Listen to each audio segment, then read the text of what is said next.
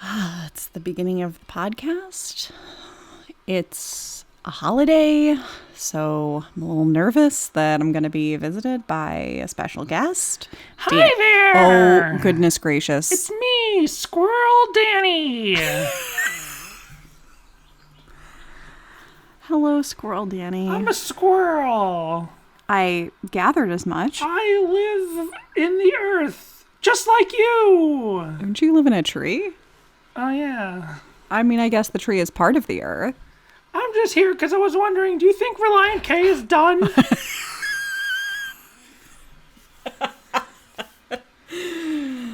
Happy Earth Day, dear planet. Happy Earth Day to you. Hello, everyone, and welcome to Sadie Hawkins Pod.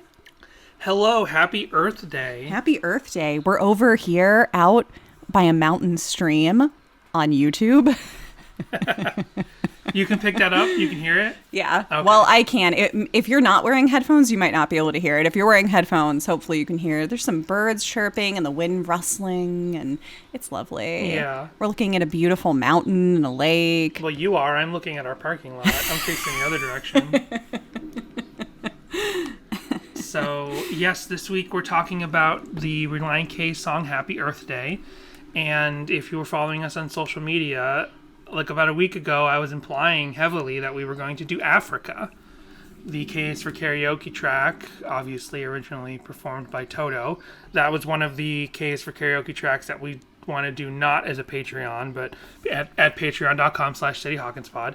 But then I found out, oh wait, Earth Day's this week. So we put it up to a vote for people on Twitter and Instagram. And let's see. I mean, if you know, Clearly, we know who the winner is. Yeah. Absolutely. But I'm just curious. It was not. I wouldn't call it Just a landslide. kidding. We're doing Africa this week. So 30 votes for us to do Happy Earth Day, and 15 votes for us to do Africa. So pretty close on Instagram. And then similar results over on Twitter.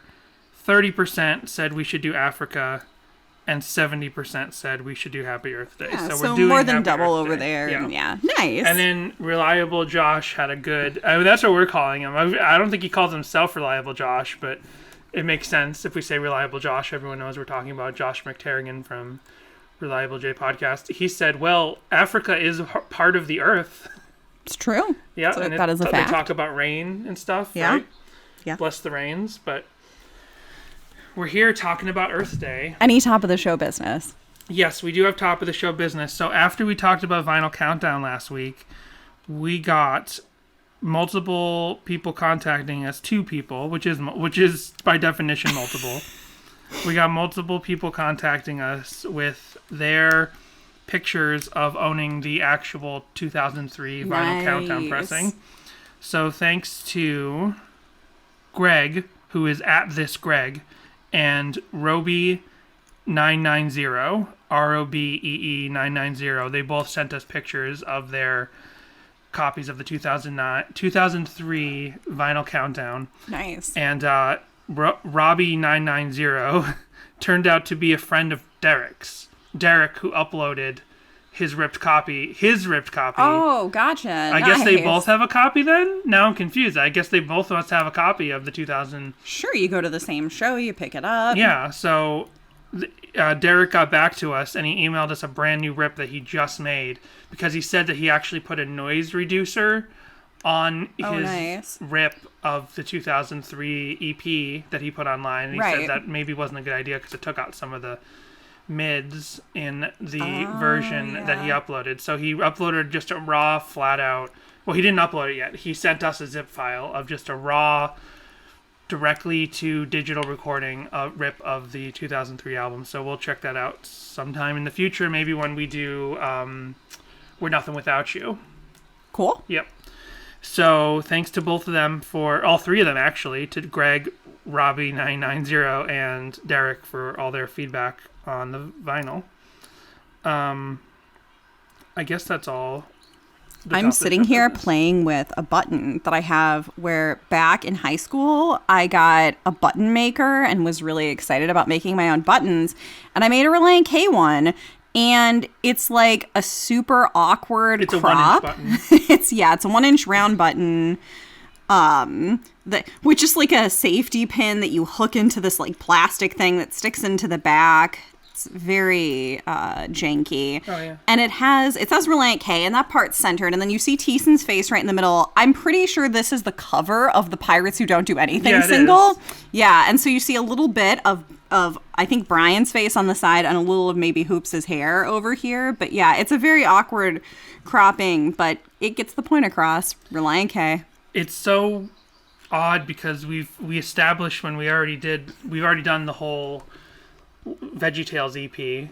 We've done both songs on there, Breakdown and Pirates Don't Do Anything, and you had like no care or like previous knowledge of VeggieTales, and yet you made a button out of the cover of the EP. I don't know. I must have just liked the picture, I guess. I don't know. Because then, like, it does seem like an odd choice. So on the top of the button, you get just a little bit of Larry's beard as a pirate. I don't know. And, like, nothing much else. I did like that EP, though. So, I mean, yeah. It's funny. So we do still have tons of voicemails going back weeks. We got 1, 2, 3, 4, 5 from Daniel over the course of many weeks. And we've got one from Conor, so we'll play Conor because I feel like he might have been waiting for a little bit. Yeah. So here we go. Here's Conor's voicemail. Hey, Danny and Jess, this is Conor Daddy again. It's been a while since I've called in, and it's because I've been catching up on the podcast because I haven't had time to listen because I was on paternity leave because my wife and I had a baby. Oh, well, congrats. Congrats on the new baby. So, I'm finally getting caught up again. And I'm calling in the day that Vinyl Countdown's coming up. But as you were talking about, like, Be My Escape and everything, it was really interesting hearing y'all talk about, is it about God, is it about a girl or whatever thing and everything, and specifically hearing Jess say that the final line of, like, the outro is, like, the most secular line of the song. That was really interesting for me to hear y'all say that, because maybe it's just the way English language works and is stupid and everything, but when he says, all I was trying to do was save my own skin, but so were you, I always interpreted it as, all I was trying to do was save my own skin, but you were also trying to save me. So, which... Well, this is what we keep, because who was it last week? It was Joel. Joel sent us the same basic idea in a voicemail. So we're just catching up. Yeah, we get it. We get wrong. it now. We were wrong, yeah. But yeah, I mean, that's the thing is, I guess Joel didn't say this is kind of the way the English language works. But yeah, Connor's making the point here of, like, sometimes, aside from the fact that pronouns are malleable to a Christian pop artist where they can use them to confuse you if it's about a guy, if it's about a girl or God, right, or a guy, whatever. Yeah, pronouns can also be confusing in sentence form when you're not sure which party you're talking about, first, second, or third party in the context of the narration. Whatever boats your float. Exactly. With that kind of interpretation would be, like, more directed at God than a person, I think. Well, I mean, I guess it still could be read either way. That's kind of the point of all of Matt Thiessen's songs like this. But, I don't know. I thought that was just an interesting way of hearing other people hear it. English is a dumb language, and I feel like it can be misinterpreted a lot of ways because it's dumb. I probably was hearing it wrong my whole life. But, yeah, I thought that was interesting. Still loving all the shows and everything. Glad we finally got to the big ones. And I will call back later. Thanks for all you guys are doing. Talk to you soon. Bye. Thanks for the call, Conor New Daddy. I can't believe I didn't think of that. That's perfect. See, I'm training you well. Excuse me? Excuse me? Excuse me? Well, I'm the one You want a girl that you can train? What?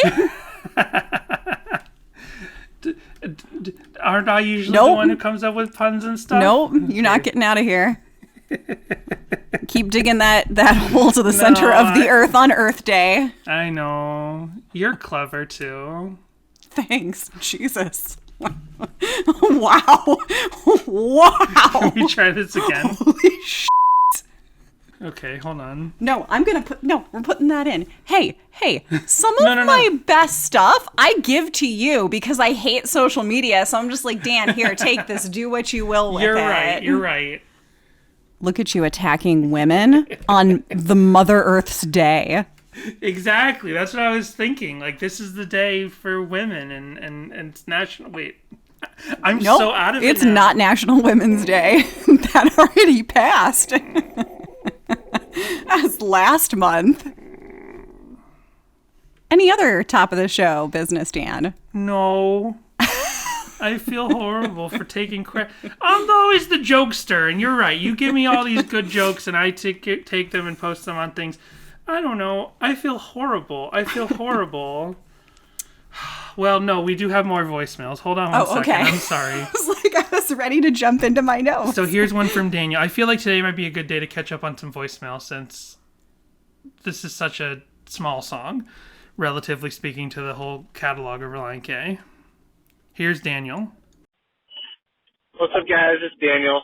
Trying to squeeze this in right before you record, even though I have a feeling it'll probably get pushed to the next one anyway, because I've left like a million voicemails since the last time. But yeah, just some thoughts on last episode. Final Countdown, the song, is actually like kind of one of my favorite Relient K songs. Like, I like it musically, but I think lyrically, it's actually, to me, it's like one of the most quintessential Matt Thiessen lyric examples I can think of. Just the wittiness of it, and like inventing, or not really inventing, but like making up the word arsony, which is arson and larceny. So like arson being, burning something, a la burning a CD, and then larceny, stealing something. So like when you burn music and steal it, I don't know. Oh wait, I don't think we realized that. Is arsony wasn't a real word when he said it? Because I just took it for granted. You know when he says, and after all that arsony? Yeah. Because he's talking about, he's talking about burning all the CDs, so after all that arsony. Oh, yeah, I guess it's not a real word. Oh, yeah. It's just arson. Arson. That's so funny. Yeah, I never realized that. And that is like larceny, because if you're getting CDs illegally, you're also stealing them, and you're committing larceny, arsony. That's a really good point that I didn't think of. See, Daniel, I've trained you so well. Oh, wait. I'm never going to live that down. Look at me. I'm Mr. Jokester. That was the greatest joke of all, me claiming credit for the fact that you had a great pun. Oh, I thought that was pretty genius.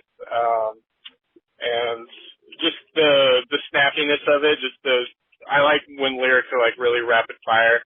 And you have to actually kind of like really listen hard to pick up on all the jokes that he's putting in there. But I know it's not like his deepest song or anything, and at this point it's pretty outdated because everybody is in the final. But I don't know. It's just when I think of like what I like about Relient K, like that's really one of the things. And then loved hearing from the Monover Stereo guy. Yeah, just the insight that We're Nothing Without You was originally a Two Less song that didn't make it. That's pretty fascinating, and I'm kind of bummed about that because I was a little bit disappointed when Two Less first came out. I was like, oh, there's more like kind of slower stuff on here. Like, I don't really know about this. Like, I want the fast, like punk rock stuff, and that song is extremely fast.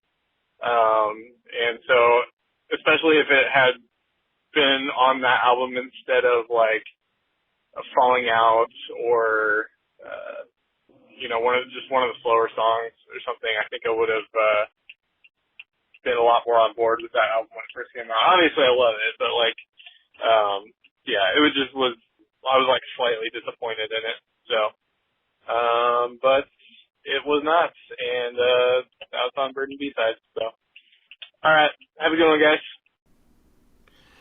Yeah, we had a great reaction to our interview with Brad Moist from Goatee Records and Mono vs. Stereo. Jessica still hasn't I'm about to bus toss you again after I already... Wow. This is going horrible. Can we start again? Wow. I have not, unfortunately, listened to the interview yet. Oh. I was supposed to be there, and unfortunately, I had to have a little medical procedure, and so I was resting afterwards and wasn't feeling quite up to the interview. The medical procedure you should have is having me surgically removed from your life, because I'm so awful. I'm so awful today, and I'm not even trying to be. Man, imagine if you were actually trying. I was trying to be awful. Ah. Oh, that reminds me of the observation. So Jessica and I have recently been watching a lot of like 90s late night television, like Leno and Letterman and Conan clips. Because we actually talked about it on the podcast a couple episodes ago, but we watched the late night, or what's it called? The Late Shift? I don't remember. The television movie that was about Leno and Letterman fighting for the Tonight Show spot. We watched that HBO movie that was, a narrative film played by actors. And from that, we've been watching all these YouTube clips of Conan and Letterman and Leno. I had this observation because Conan O'Brien is definitely like an acquired taste to most people. Like most people... Oh, just like you. Well, yes, thank you. I have no problem with you stealing the punchline because I've already been so awful today. But the joke was because we heard from one of our top 5 listeners that a friend of theirs they shared the show with was like, Danny's a bit much. You know what I mean? So I realized I'm the Conan O'Brien of this show. I'm a bit much at times, and Jessica is the Andy Richter. Because you balance me out for a lot of people, I'm sure. I'm sure the fact that, and you give me credit just your being here. Because where so many people were annoyed with Conan O'Brien, just the fact that Andy Richter is there, it kind of balances out his presence for a lot of people and makes him more bearable. Sure, plus I'm blonde, you have red hair. Exactly. I'm Irish. You're German? What is Richter? I have no idea. I have no idea. And you're not German either. No. And the other way it works out is that the way you're Andy Richter is that no one would ever want to watch you do this on your own. Any other voicemails? No more voicemails. So, hey babe, happy Earth Day. The Earth Day live stream is my favorite. The rendition of Air for Free on there is like, oh, so good. Just like the piano and the guitar with the soft rain coming down and the birds chirping. It's wonderful. Like cars pass through puddles every now and then. It's just such a really nice, like, little pick me up when you're feeling down. It's a nice live stream to go check out.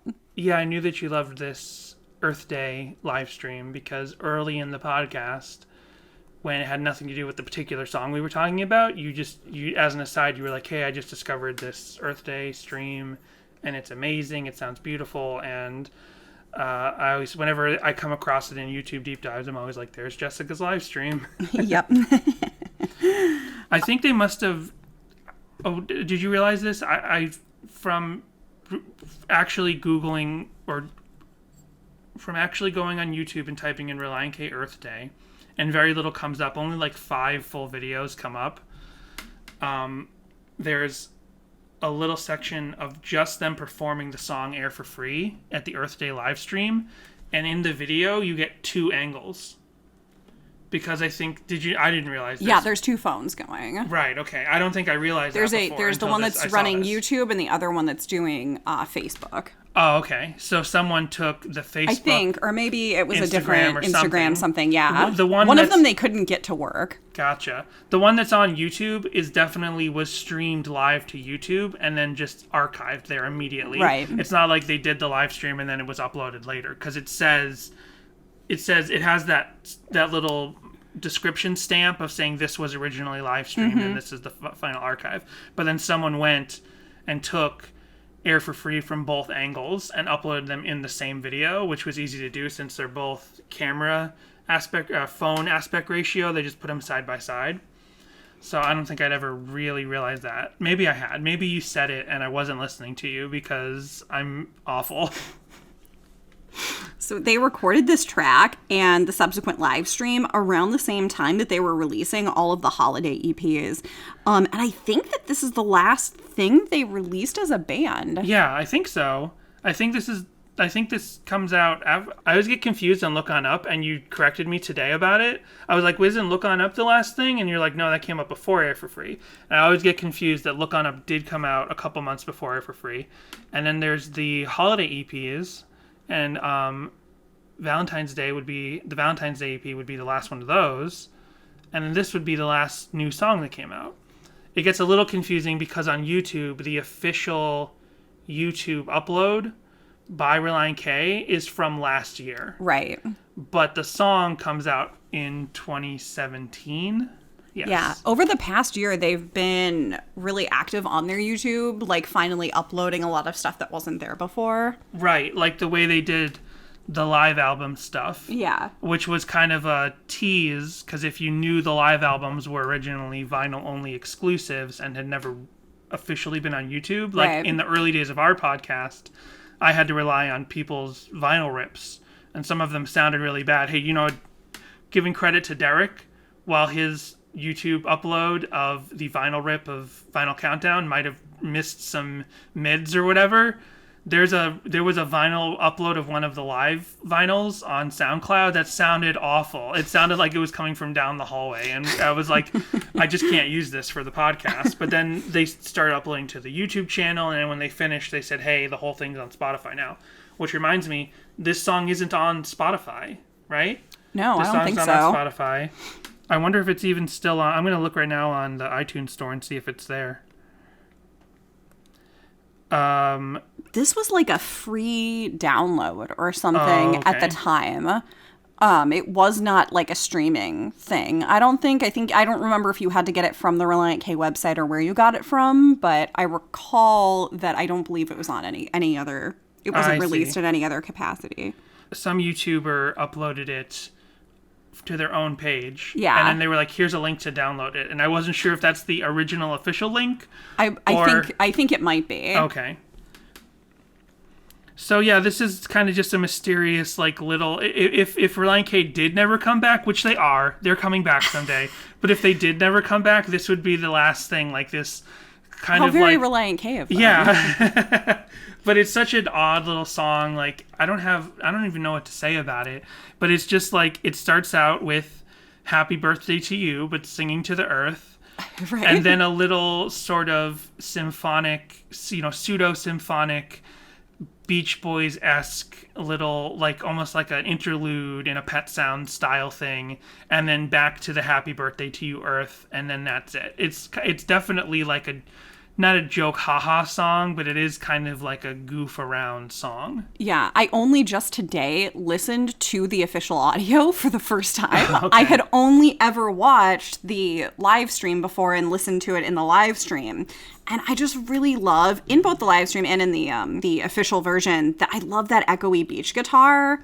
And I do love the production of the official audio. And I feel like I've been missing out this whole time by not listening to it. Because you've got that almost like Marilyn JFK retro recording vibe with the happy birthday part. And then that beautiful swell of instruments in the middle. And like you said, yeah, giving off those like Beach Boys vibes, giving off that like Forget and Not Slow Down, Oasis kind of meets Air for Free vibes. Right. So to confirm, this was according to Discogs, because Discogs does list digital-only files. It'll actually, instead of saying CD or vinyl, it'll say that popped up file. in my deep dive. Yeah. Happy Earth Day by Relient K was released on April 22nd, 2017. So that's I guess when Earth Day falls every year. So that was Earth Day 2017. And then it was released on YouTube by Relient K themselves on Earth Day 2020. And then here we are, Earth Day 2021, talking about it. And there are two different official artworks for this as well. There's the first one, which I think more people, if you've looked into the song, are probably familiar with. And that's this, like, portrait mode. It's that awful portrait mode that, like, I don't think people really like on their iPhones, although I don't know if that's literally what's happening here. But it's Thiessen in a tank top, with his like fist up. With his fist up. I always thought he had his arm and behind, kind of. It's kind of confusing to tell what he's doing. Yeah. I think it's just a Photoshop, but it does look like that portrait mode where it's just like the color part is just like the outline of the person and then the rest is just black. Yeah. It's like, I don't know who uses that portrait mode on their iPhone to any sort of benefit because it's such an awful looking... Spotlight, I think is what it's called. Yeah. So, and this probably isn't... this must not be something like that. You're right, it must be Photoshop. But whenever I looked at this photo, I always thought Thiessen was doing like jewelry modeling. Was doing jewelry. I just thought he had his wait. It's his.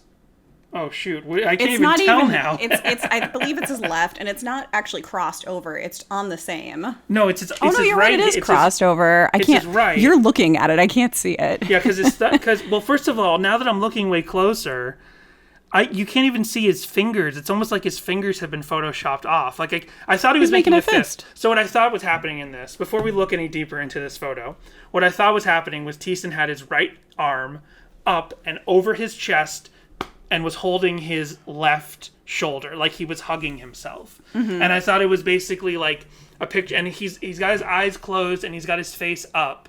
And I just thought it's like you're out. Yeah, no, it's not crossed over. He's like doing like a pump, like a woo, yeah, I'm doing awesome kind of thing. It's so I didn't realize what a. It's weird art. Yeah, it's not. When you look at it quickly, it's like that. It's like that poster for Ready Player One, where his leg is like super long as he's climbing. But you don't. If you look at it, and real they quick, weirdly put that on like the release of Ready Player 2, and it was like what, or the re-release of Ready Player 1. I think it was the second one. Is it not? I can't remember now. It was the first one. Oh, yeah. Okay. So it's like that. It's like there's nothing looks wrong with it until you look really close and you're like, what is happening with his hand? But yeah, his thumb. Well, you can't see I love how fingers. you have nothing to say about the actual song, but everything to say about this album art. I do. I really do. I'm sorry. I explained the song from beginning to end, and that's like all I had to say about the song. It's cute and all, but I got to talk about this art. So just looking at this, and you look at his arm, if it is his left arm, I don't know, man. It's confusing because you can't see his fingers and you can barely see his knuckles. It's almost like the knuckles were photoshopped down, and like so. But you see the way the curve of his hand implies that that's where his thumb is going to be on our right side. So that means he's doing this. It was definitely put together quickly. It does not have the same art as any other EP would be. Yeah, you're right. The highest point of his fist is on our right side, his left side. Yeah, there's nothing reminiscent of any of the other holiday EPs. Like they could have just done like an illustration of a tree or something, but instead they went with this very like Relient K artwork. Yeah, it's not. It's very kind of like 70s-ish. You know what I mean? In a way, or like early 80s kind of thing. A little bit. It evokes that a little bit. But the second most common official art is a way less debatable one, where it's just like a picture of a recycling can from, a computer or a trash bin, depending on if you're Mac or PC. Yeah. And it's filled with some stuff. Now, I guess we could debate what's in there. I guess it's crumpled paper.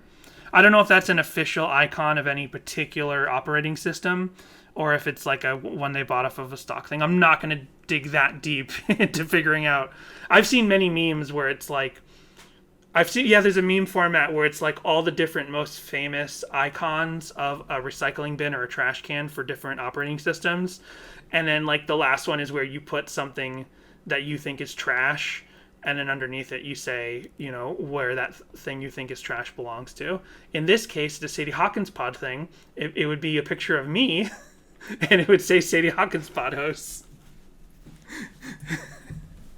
So, yeah, I don't know. Now my mind is bent around this. It's not what I always thought it was. Yeah, I thought it was his arm crossed across his chest and hugging himself. Like, it's Earth. It's Earth Day. I'm hugging myself. But no, it's his fist up in like in a praise, not in a pseudo praise-ish sort of like. He's like Kip from Napoleon Dynamite. He's about to go, yes. I have way more to say about the artwork than The lyrics get a little morbid in this song. Don't die before me, planet. What's that? You know Debbie Downer from Saturday Night Live, Rachel Dratch? Right. And it's like, that'd be one of the things she'd say, like, oh, Yeah. you know, the planet is going to die in this many years. And it's like, why even, you know, that's kind of what it makes me think of. Like, the planet will be around for a little bit longer than you or me or Matt Thiessen.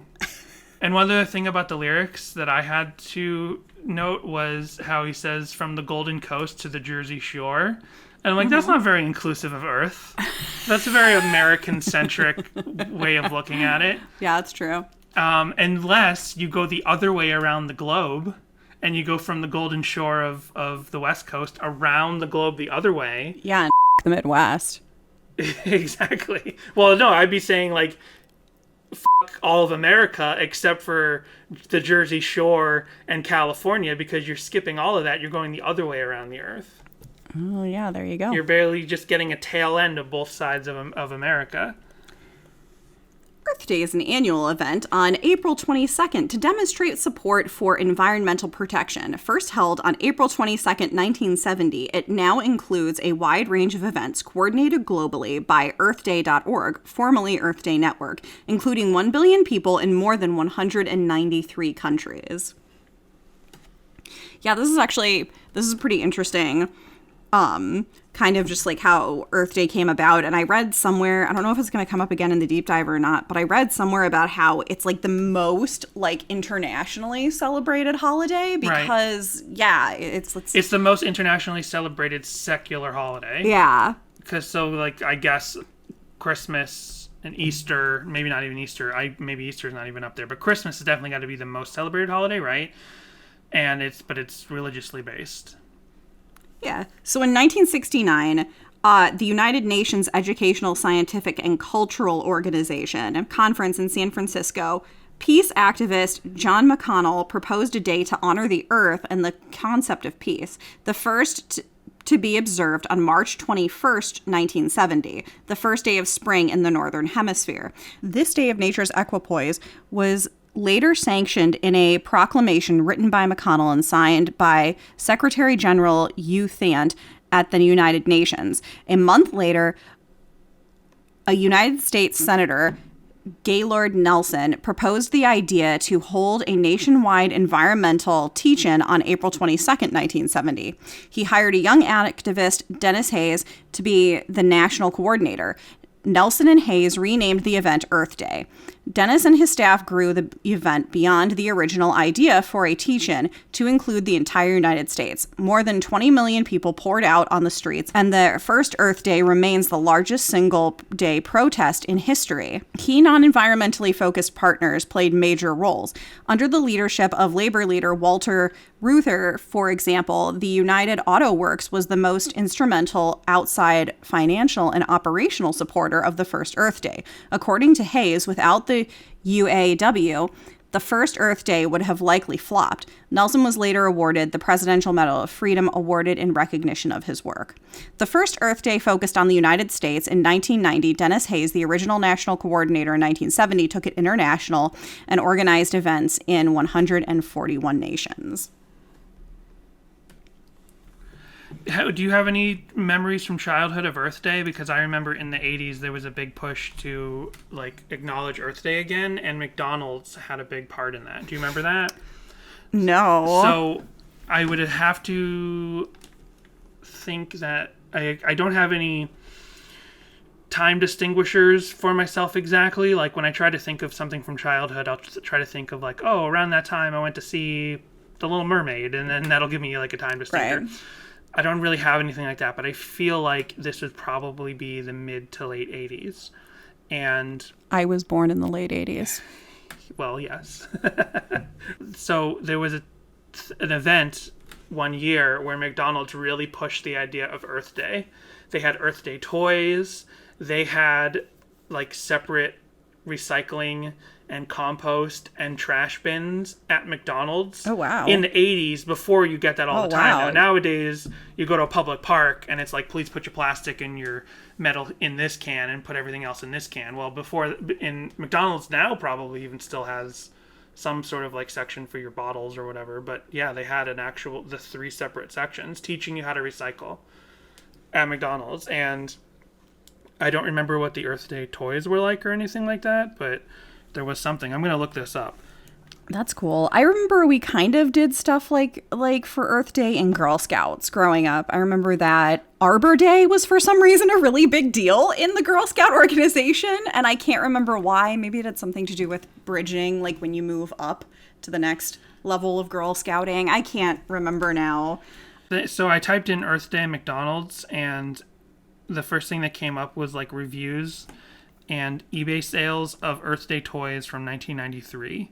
So maybe it was not late 80s, or maybe they did it again in 93. I feel like 93 is later than this memory I'm having. I wonder if anyone else out there, any other boomers like me, remember the Earth Day toys at McDonald's. Oh, that's right. And they did a lot of stuff for trees as well. There was a lot of like, every Happy Meal you buy will plant a tree and stuff. Yeah, trees were a big deal in the 90s. Yeah. Replanting what the boomers tore down in the 80s seemed to be a pretty big theme in the 90s. Yeah, I remember there was, nowadays I think that this definitely still exists in different charities and stuff, but it was almost like a national thing, like in the national consciousness, plant trees. Yeah, do this thing and we'll plant a tree. Do this thing, we'll plant a tree. Now, there's all kinds of companies now that's like, hey, buy our Etsy thing and we'll plant a tree for everyone you buy. But back then, corporations were doing it. Yeah. It's like everything you buy will plant a tree and all this stuff. And it was always like if you got a special little Earth Day coupon book from your... I'm making this up, but it would be something like this. You get a little Earth Day coupon book from your school or your church or your after school activity, and it'd be like, well, you get one of, it's on the honor system, like do one of these good things and then go out and spend one of these coupons. And one of the things would always be like plant a tree, and I'd always be like, television, Nickelodeon, the Disney Channel is telling me we gotta plant a tree. Dad, I want to plant a tree. And we never planted a tree. Plus my parents had a huge yard. We had tons of trees in our backyard.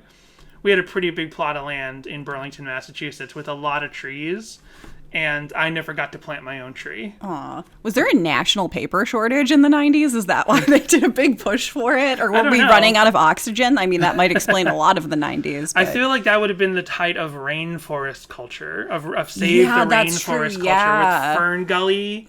Yeah, came and out I think in the early 90s. Rainforest Cafe was like 92 or 93 is when they opened, something like that. Yeah. Have it on a t-shirt like in the bedroom. The world was finally everyone, it was not just the quote-unquote hippies, everyone was finally taking note of how rainforest devastation was affecting our planet, how it would affect our planet. And it all pushed backwards again into now, where like climate change is not believed to be real. Like the whole world was saying, like, even McDonald's. What are we? In the early 90s can we come back around to that, guys? Please, come on. Like, we need to do something. Let's go plant more trees, build more oceans, whatever. Build more oceans. So every website that came up in my deep dive, like related specifically to reviews or anything of this specific Earth Day song, is scrambled or a bot site now. Oh, okay. And when I say scrambled, I mean like very small font with no periods, no proper spacing. It's like so hard to read. I do, however, have an albumoftheyear.org rating. Oh, nice. Not rated. Okay. Well, never mind then. It's on there. Details: April 22nd, 2017 release date. Single format, mono versus stereo label. Here's the Relient K website. But yeah, no critic score and no user score. So albumoftheyear.org users, get out there. Rate this song. Josh Baloo, I'm not really sure how to pronounce his last name. Apologies. Rated this song number 155 in his Relient K song list ranked. Oh, 155. I knew that was going to come out. As I wrote this down in my notes, I knew it was. And don't forget this Earth Day to purchase your copy of Complex Infrastructure known as The Female Mind, because there's only one left in stock on Amazon, and that came up in my deep dive this week. If you'd like to hear us talk about complex infrastructure known as the female mind, you can go over to sadiehawkinspod.com. Wait, no. You can go to sadiehawkinspod.com. Yeah, what am I doing? And there is a button there that you click to go to the Patreon. You can do that, or you can go to patreon.com/sadiehawkinspod. Yes. See, we do that. I don't say it. I never promote the Patreon except in the commercial, which we record and then recycle. So as the good Earth Day kids we are. So if you want to go buy yourself a paper copy of complex infrastructure known as the female mind and then put it directly in your recycling bin, then just go to patreon.com/sadiehawkinspod and listen to us read the book. It's much more earth conscious. Even though there is some computing power, it's nothing like an NFT. Hey, we should release when we finish our entire suite of reading through that book, we should release the whole thing as NFT. I'm only just kind of learning about NFTs now. Well, yeah, because we researched what crypto even is, right? I had some idea what it was. Mining, because we didn't really get the whole idea of mining. Yeah, exactly. I got it. Like, I got it in a sense, but I was missing a piece of it. And then we watched a YouTube video together, and I was like, oh, okay, I got it. And it's basically like blockchain, right? And I've heard so many other like podcasts try to talk about blockchain and NFTs, and they don't even know nearly as little as I know. And then I'm like, well, that's definitely not correct what they're saying. So what I'm saying, I'm sure, is also not correct, but it's slightly more correct than other podcasts. Basically, like, an NFT is a digital file, preferably art, preferably some sort of art, whether it's a GIF or a picture or a movie file or a text file, an album, and that one specific copy of that file that you get as an NFT has this like blockchain signifier put on it that can never be removed. So you have the original absolute real NFT one, like a piece of art that you buy at auction for millions of dollars. You have the actual real painting, but there might be photos and scans and prints and posters of that painting out there in the world that you have nothing to do with. You don't make money. If you own Whistler's Mother in your house, the painting, you're not making, because you're the owner of that painting, you're not making money. You're not the copyright holder of people who sell posters and prints and t-shirts of Whistler's Mother. You're just the person who owns the painting. So you literally own a GIF, and that's it. You get nothing else in terms of, like, you don't get the copyright that's on that GIF just because you own the NFT. It's like you're literally just owning one specific digital file, and you say, I'm the owner of that digital file and nothing else. Kevin Smith is releasing his next movie as an NFT, and this is particularly where I heard this one podcast talking about it, and like I was like, I don't think what they were saying was correct. They were saying like he's like basically selling the movie outright to like whatever NFT buyer wants to get it, basically like an art buyer, like an art auction. But I was like, I don't think that means they get, and this other podcast was confused, and they thought that meant that whoever bought the NFT would have all rights to the movie, like you're a distribution company or a studio. But I don't think that's it. You're just buying one specific file, and you say, I own the original absolute digital file, but I have no other rights to the content of the movie. Right. It's kind of like how it's an alternate to, it's more of a sure thing where with like iTunes and stuff, if you purchase sometimes albums or like it's happened to me with movies or TV shows, just because you have purchased that on iTunes doesn't mean you actually own it. Right. You're like licensing it. So when they decide to take it down, if you don't have that a backup saved somewhere of that download, you lose it. It doesn't matter that you already paid for it. An NFT is basically saying, yes, you own this, like as if you own a physical poster or a physical movie in your home. Right. And it feels really weird to people who are like, well, it's not a physical object. How can you own one copy of a GIF even though that, or GIF? How can you own one copy of a GIF even though that GIF exists out in the internet in literally trillions of copies all over the place? It's like, well, they just do. How does one person own a painting in their home or a sculpture, but then that picture is that sculpture is in books and on merchandise and all kinds of stuff? It's really kind of weird and sort of dumb because also who cares? It's just inflating market. Welcome to our Relient K blockchain podcast. Like crypto, I think is something. Crypto money is something I think people. Cryptocurrency, I think, is something people were just wrapping their heads around when this whole other idea came out. But the other problem with NFT is like the computing power to make it work, to like make it unhackable. That this person actually owns the one original file that they claim they're owning, and it doesn't matter how many copies exist out there. You can always identify which digital copy is the real one that sold for millions of dollars. The computing power to do that, to make it unhackable, like hurts the environment, which I think cryptocurrency also does. But I think you have millions of units of cryptocurrency, or billions or trillions of units of cryptocurrency, and maybe like the environmental impact of $1 of cryptocurrency isn't as bad as like the environmental impact of one NFT. Right. Something like that. Yeah. In a society where we're trying to help the environment, we're going on this new crazy fad where it hurts the environment. Yeah. There was this... It's history repeating. I wonder if I could find it. There was this like environmental commercial I saw one time with Holly Hunter, of all people. And I thought you were going to talk about the Smokey the Bear one from the 70s, where it's like this like sexy husky voiced lady who's like, hey, help the trees, or whatever she says, and then eventually she like pulls her face off and she's Smokey the Bear underneath. Yeah. So I found this ad. So I was always, this came out 12 years ago, and I'm so glad I was able to find it because I just typed in Holly Hunter environmental commercial. So I saw this like years ago, and it made an impact on me because at the time I was like, here's the commercial. By purchasing digital music online, you can help conserve the oil consumed in transporting CDs to and from the store. Answer the call. You're a bad man, Superman. That's the Holly Hunter impression we do in the house all the time. Yeah. You're a bad man, Superman. I think that originated from our friend John, who may be listening. Hey, John. Yeah. So he is a patron now. I know. So that Holly Hunter commercial, I saw it, I guess, maybe 12 years ago, because that's when it was put on YouTube.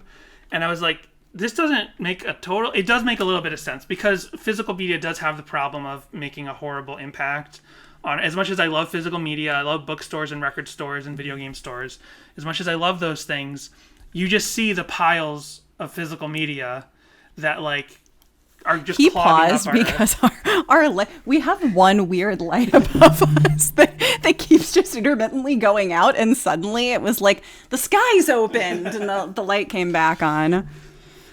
So when you think about like the millions of CDs that nobody cares about, that are pennies today, and how they all just get thrown in trash in and then you come along and fish them out and bring them into our home. Yeah, but the thing is, like, yeah, some of those CDs I actually don't want. Like, there's so many CDs, billions of CDs, and like no one really wants them. So yes, it's true. Like, you know, some of the way physical media has been the expectation on it has been curbed is better for our environment, and like to not have as much making of these CDs out of oil, and then they just get thrown in the trash eventually when nobody wants them. But at the same time, I saw this commercial 12 years ago, and I was like, but I like CDs, and I don't know. But you're also using energy, and you're using energy for the MP3s, and you're throwing away computers, and you're throwing away phones to listen to these things. So I don't know if the environmental impact between all the physical media we used to print and now all the computing power and the computing devices like flash drives to save these things on, and computers to run them, and phones to have them, and iPods to play them. I don't know if it actually washes it evens out. Yeah. So 12 years ago, whatever this particular environmental charity was trying to accomplish by saying stop buying CDs and only use MP3s. I love that she's using like a first gen iPod Color or whatever mini. That's not the mini, but do you remember those? That was my first iPod. I had the green. It was like an apple green one. This is by Support Live Earth is the name of the group. It's only got 1,000 views. It's so funny that like this thing that probably no one has, you know, it's just one of those random things where you like see something and you never forget it. Mm-hmm. What else is Holly Hunter up to on YouTube? The trailer for Incredibles 2. She was interviewed on the Kelly Clarkson Show with Ted Danson and Holly Hunter share the most memorable pre-fame jobs on the Kelly Clarkson. Well, where's Kelly Clarkson? Ooh, what an episode. Who did... Wait, is Kelly Clarkson interviewing the two of them together? Or... No, it looks like it's over FaceTime, Dan. Okay, so it's Kelly Clarkson in her studio interviewing Holly Hunter and Ted Danson together. I guess they must be on something together. This also came up in my deep dive, the Johnny and the Sprites live on stage. This has come up before, and I keep meaning to look into it. But Johnny and the Sprites is an American children's musical television show that aired every weekend on the Playhouse Disney block on Disney Channel. And so apparently that show had a live on stage for a while, and Relient K did the theme song for the live on stage version. Now, I've Googled this. I cannot find this. So if anyone has a copy of that or something, please send it in, because I cannot find it anywhere. I'm on the Wikipedia. In 2011, the theme song was rewritten and sung by Relient K for Disney Junior live on stage. The series is aimed for children ages 3 to 10 years old. Huh. Well, that's some possible Relient K lost media, unless they were thinking of, like, Switchfoot or something. No, it's on Wikipedia, right? Okay. Ooh, it was produced by and starred John Tartaglia, who's most famous for his work on Avenue Q. We were just talking about Avenue Q last week, I think. Yeah, because we were talking about Book of Mormon, because we found a Book of Mormon shipping video on YouTube. That's right. Because it's the same guy plus the South Park guys. So the show's theme song was written by Stephen Schwartz, and each episode of the show features a musical number, many of which are written by various notable Broadway composers, such as Gary Adler, Bobby Lopez, Lawrence O'Keefe, Michael Patrick Walker, and others. Interesting. But yeah, so I cannot find anything else about the Playhouse Disney Junior, live on stage, and the music from it. So I cannot find this Relient K song. Interesting. Or any other mention or note of it outside of this Wikipedia page. And what year was this show? Oops. It said 2011 was the live one. I accidentally I took her phone and closed the thing. Okay, so if it's 2011, I'm just trying to figure out in terms of, like, people that we are able to talk to and ask about it. Like, I guess we could send Brad Moist a follow-up email, and it's like, do you know about this? Yeah. Ask Schneck. Yeah, he would have been around in 2011. Yep. Okay, so yeah, we'll try to figure that out if anyone else doesn't know about it. Any listeners don't know about it, but please let us know if you do. So with that, why don't we let everyone think about whether or not they remember this, and we'll go take our break, and we'll be right back. If you enjoy Sadie Hawkins Pod, please rate and review us on Apple Podcasts and interact with the show by calling our voicemail line, 402-95-SADIE. You can send an email to sadiehawkinspod@gmail.com and visit our Instagram and Twitter, which are both at Sadie Hawkins Pod. You can also visit sadiehawkinspod.com for the link to our TeePublic store for shirts, mugs, and stickers, including 2 brand new designs. Following in the history of all of Relient K's logo parody merch, we have a Chick-fil-A parody design.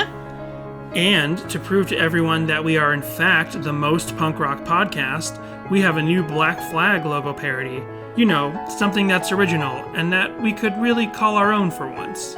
We also want to thank our patrons over at patreon.com/SadieHawkinsPod. There's JR, Jarrett, Eric, Joel, Conor, Michael, Helen, Samantha, Roxanne, Jimmy Eat Pod, This Might Be a Podcast, Tucker, David, and Brady. You can sign up at our Patreon for bonus episodes, which include us reviewing the songs from K is for Karaoke and reading through the Complex Infrastructure book. Ooh. Treat yourself right in 2021 with Sadie Hawkins Pod, the door to a happy, healthy life. Okay, that's what I thought. So this ran at Disney Hollywood Studios. Oh, okay. And also at California Adventure and Walt Disney Studios Park. Now, wait, are they sure they weren't thinking of They Might Be Giants, actually?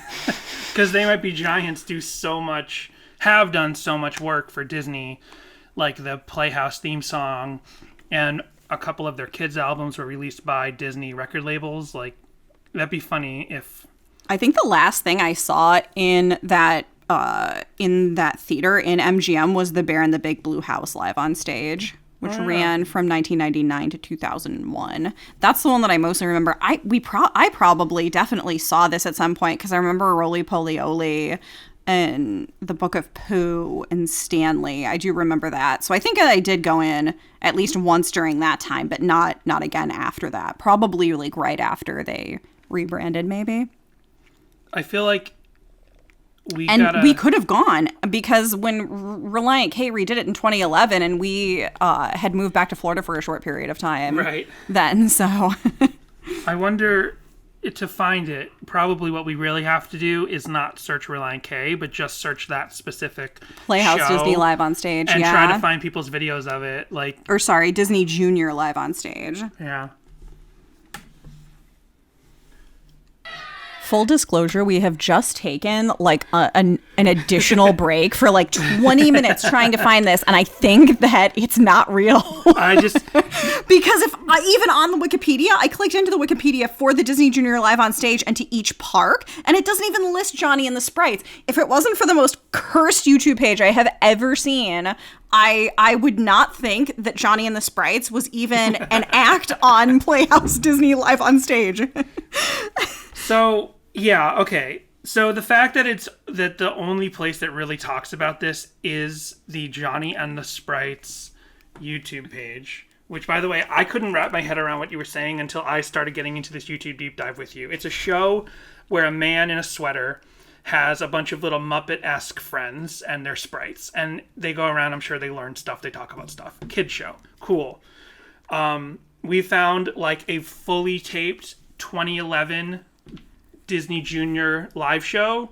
It had stuff like, Bob the Builder or whatever it's called. Not Bob the Builder, but the little builder man. Mandy Fix-It. Handy Mandy. Handy and the little Einstein people and the Pirates characters. The Jake and the Neverland Pirates. It had all of the Disneyland shows in like these full beautiful animatronic puppets that if I was a kid back then, when I was a kid back in the 80s, they didn't have stuff like this where it literally looks like the cartoon come to life. I would have blown my mind as a kid.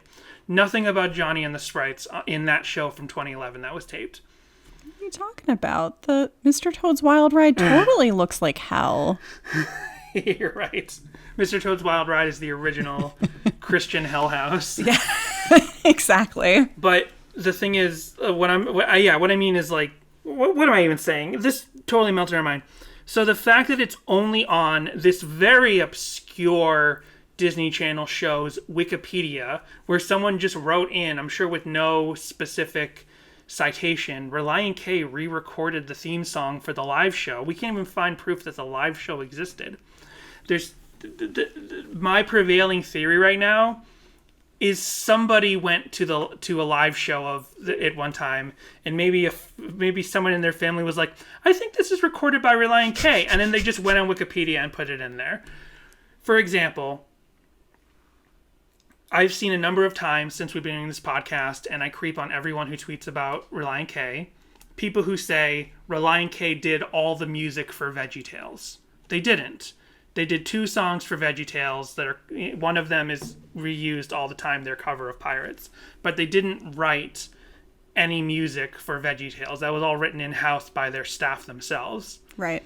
But if you're a person who hears Relient K, you know Relient K, you heard they did some music, they did 2 songs for VeggieTales, you get confused, you go on Wikipedia, you add Relient K did all the music for VeggieTales.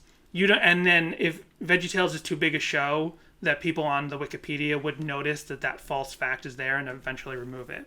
How many Johnny and the Sprite stands are out there and are like combing the Wikipedia on a regular basis and saying, oh, this fact isn't real? I don't know, but I would think these YouTubers that only have 3 subscribers and 1 video, which is the behind the ears for Johnny and the Sprites live on stage. Randy and Robbie's VHS ... and YouTube won't even let me read the rest of it unless that's just in there. Oh, VHS channel, I guess.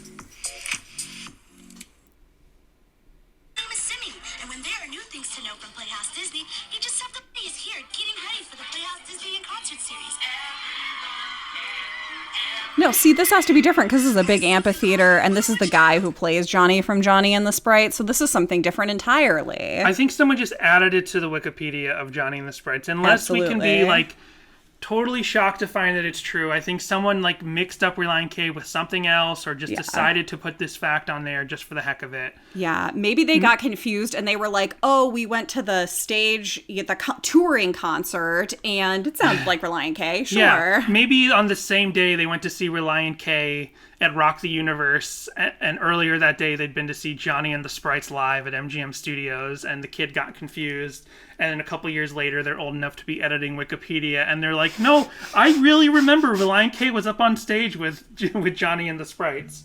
There was a similar thing on MXPX's discography on Wikipedia. Someone had just entered that they played at someone had entered that a live performance of Wrecking Hotel Rooms was on an Ozfest compilation. Ozfest being a heavy metal festival. And I think someone just entered it as like a joke just to see how long it would sit there. Eventually I removed it because like I looked into it and like MXPX never played Ozfest. They played some sort of special day where Warped Tour and Ozfest were like in the same town and they kind of like came together. But they never played Ozfest. They're not on any Ozfest CD. There's no live recording of Wrecking Hotel Rooms to be found, any special officially released ones. So right. I think this is just someone having confusion or playing games on Wikipedia. Right. And it sent us down a half an hour rabbit hole, some of which was on mic and some of which wasn't, trying to figure this out. Chasing sprites. I want a Sprite. Maybe their friend in the industry told them that Relient K. Maybe they had a friend, quote unquote friend in the industry told me that Relient K re-recorded. And especially because it says here, I'm looking at the Johnny and the Sprites Wikipedia. I know you read it, but I got to read it again and go through it. In 2011, the theme song of Johnny and the Sprites was rewritten and sung by Relient K for Disney Junior Live on Stage. What does that mean, rewritten? That doesn't mean anything. Yeah. So it seems to me like Did they get their memory of VeggieTales, Pirates Who Don't Do Anything, confused with Johnny and the Sprites? Maybe, yeah. Because you know how you're a kid and you like see something that you love and it interacts with some other thing that you love, and then like you get older and you're like, yeah, these two things crossed over, and you're like so convinced it was that, but it was actually something else. Right. Yeah, that's a good point. So, what you got for YouTube stuff, Dan? Not much. We really only have one cover by Adam Goff. So let's go find that. Oh, and then of course we have, before we get to Adam's cover, let's go to the only known, or at least the only recorded live performance of this by the band. This is from the aforementioned Earth Day live stream. They played the song, and this is the YouTube upload of that. Here you go, Brenton. All right. Wait, let me tune up real quick. I think we've given them enough time to join us. So here we go. Never before heard. You ready? Yes. It's Earth Day, everybody. Can you believe it? 1, 2, 3. Happy Earth Day to you. Happy Earth Day to you. Happy Earth Day, dear planet. Happy Earth Day to you. And many more. Oh, and many more. From the Golden Coast all the way to the Jersey Shore. I hope you live forever, or at least don't die before. Oops and me. Happy Earth Day, dear planet.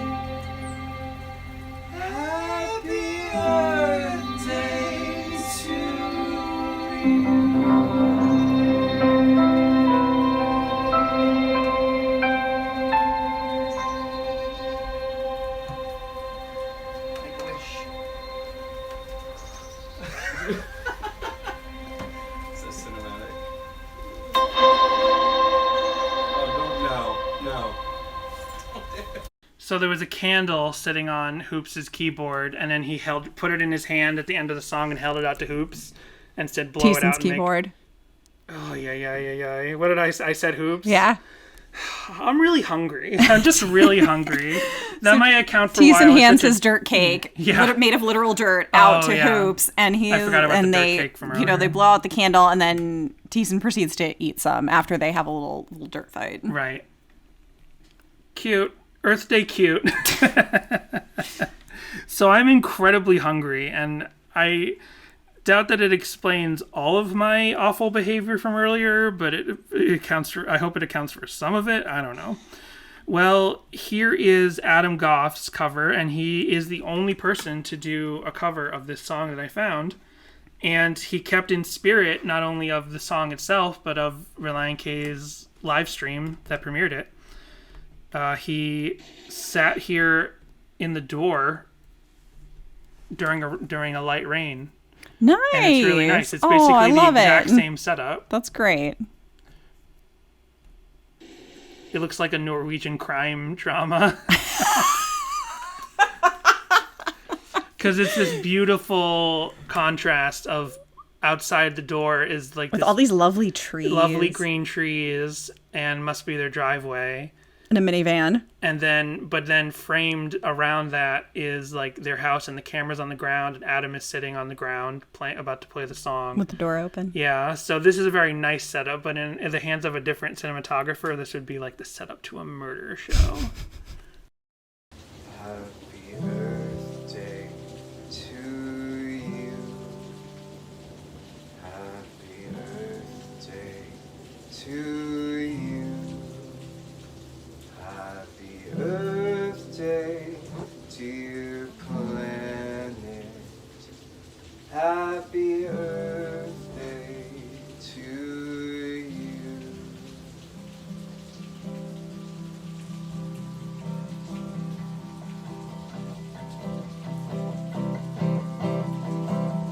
And many more. Oh, and many more. From the Golden Coast all the way to the Jersey Shore. I hope you live forever, or at least don't die before me. Happy Earth Day, dear planet. Happy Earth Day to you.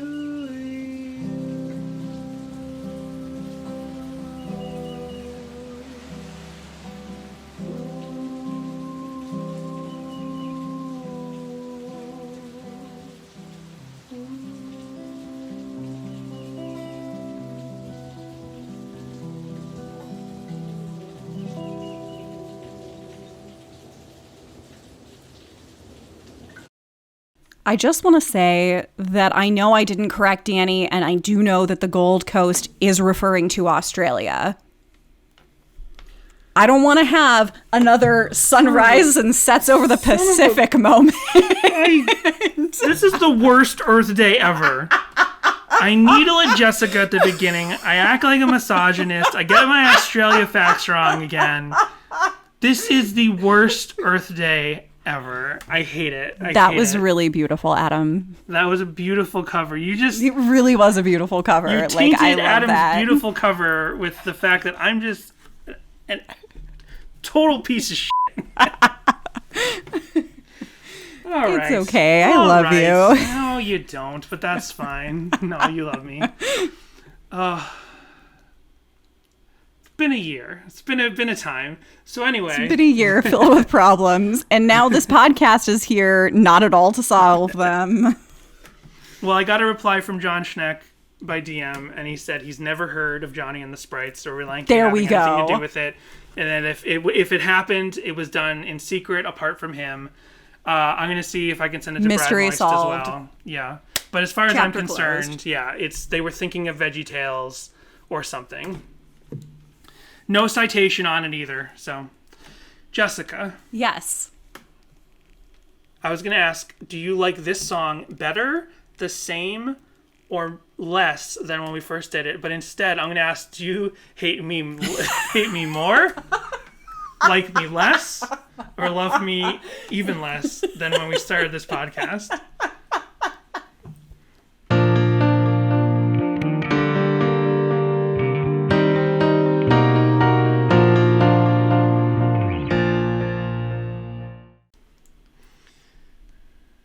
I like this song more now. I do too.